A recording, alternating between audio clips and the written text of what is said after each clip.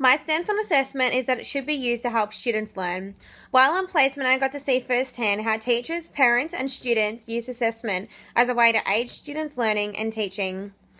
An example of this was by creating maths workshops based solely on areas where students had learning gaps. I also believe that assessment should be documented, as this provides a record to monitor student growth and gaps in knowledge which need to be addressed. I believe that students should be made aware of where they lie in their learning.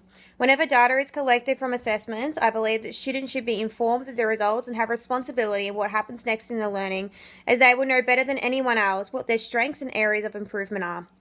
Again, I saw an example of this on placement when students then picked which workshop they wanted to attend based on which skill they felt they needed most improvement on. I also believe that not all assessments are valuable in helping students learn or improving teaching.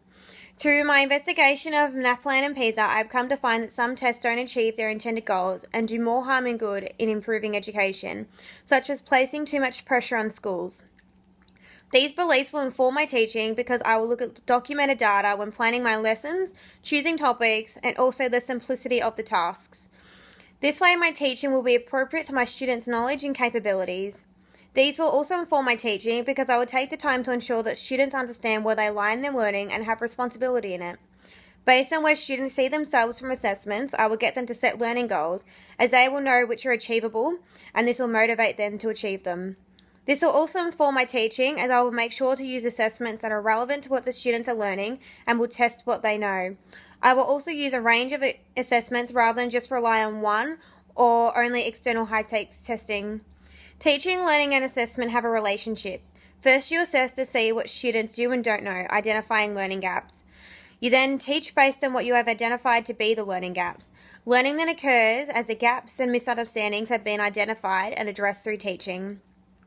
During the completion of this assessment task, I have learned a tremendous amount about assessment.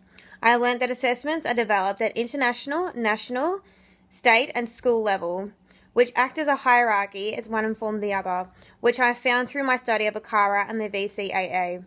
What I found interesting was that even though they are similar as ACARA informs the VCAA, they are still very different, as they even have different focuses. What surprised me about assessment was the common negative view of external assessment. Even during my research of literature into the external testing, there was a reigning negative view of these tests from a variety of countries.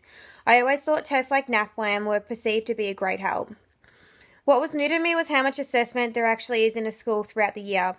Looking at the assessment schedule from my case study school, there are not only compulsory college-wide assessments that must be carried out, but classroom assessments as well. There seems to be an enormous amount which must have a profound effect on planning.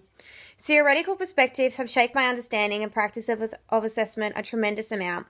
Franz Riffert was influential in my view of external testing, as he pointed out that there are strong urges for teachers to teach to the test. This will shape my practice of assessment because as a teacher I will need to be careful not to do this and narrow the content of other subject areas.